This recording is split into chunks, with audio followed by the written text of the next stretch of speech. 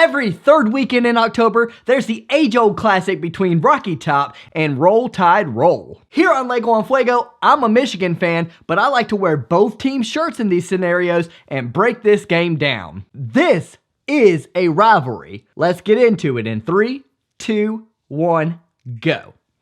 Now, I understand that a lot of people are going to be counting us out, but that's exactly what we want here. Maurer has come in at quarterback, and at least for the first half of the Georgia game, he has somewhat revived this offense. Looked a little flat in the second half, but that'll happen to you when you're getting absolutely no help at all from your defense. With the dimes that he was dropping against Georgia and their pretty good pass defense, I expect to see much of the same against Alabama with a secondary that at sometimes has seemed rather exploitable. Particularly in the South Carolina game, where first-time starter Ryan Hilinski threw for 324 yards against them. On 36 completions and 57 attempts. You forgot to mention that part, but I'll drop it right there. Do you want me to really be honest? Do you? This hasn't really been a rivalry for years. 12 years, if you want me to be exact. The last time you scrubs beat us was in 2006, and you only won by 3. 2006! Really think about that. Viewers, comment below. Let me know how old you were on October 21st, 2006. And since this game is in Tuscaloosa, you'd have to go all the way back to 2003 for the last time that you beat us on our home turf. Now that that's out, let's really go over secondary play, shall we? Jake Fromm against UT secondary, 24 for 29, 288 yards and 2 touchdowns. Kyle Trask, 20 for 28, 293 yards, 2 touchdowns, 2 interceptions. And Zach Wilson, 19 for 29, 232 yards, 1 touchdown.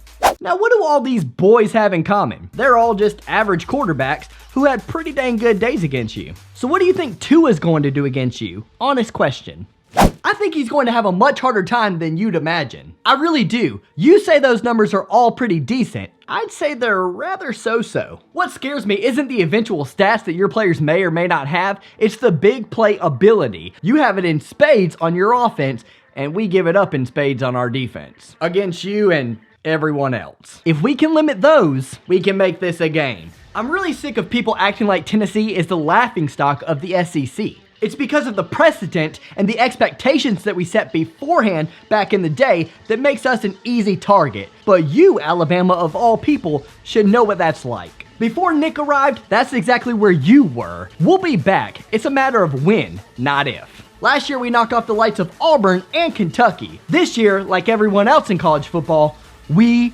want Bama.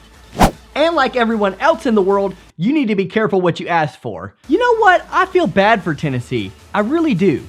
Oh, spare me. No, hear me out. You see, even if you did have a chance to win the SEC East, every single year, your West opponent is us. How unfair is that to know that each and every year, you automatically start out with a loss that Georgia and Florida don't necessarily have? Because of this rivalry, the Bulldogs and the Gators automatically have a leg up, at least for the last 12 years, and probably going to continue going on longer. I know if I were us, which I guess I am us, but if I were us in the East Division, I wouldn't have to play us every single season. That got confusing, forget it. And then, even worse than that, let's say you pull off the unthinkable and you did beat us during the regular season. In which case, we'd have to worry about 2 things. 1, the sky falling and Jesus coming, so we better be ready. And 2, you'd have to play us again in the SEC championship game. Now that just ain't fair. Asking Tennessee to beat Alabama twice in the same season?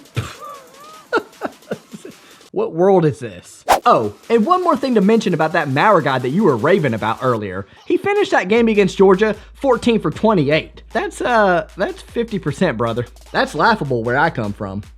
You see, this is why everyone hates you. You're so dang full of yourself, you're about to throw yourself up. Go ahead and underestimate us. Go ahead and laugh at the Catfishes and Billy Ratliffs of the world, all the true Vols fans. If you're a Tennessee fan and you don't know those 2 guys that I just named, they're part of Volunteer Roadshow. You're gonna love their show. Check it out in the link in the description. That's exactly what we want, because when we pull off this upset, we're gonna keep talking and we ain't gonna stop. Why would we? This team is ready for a breakthrough. Here's hoping this will be it.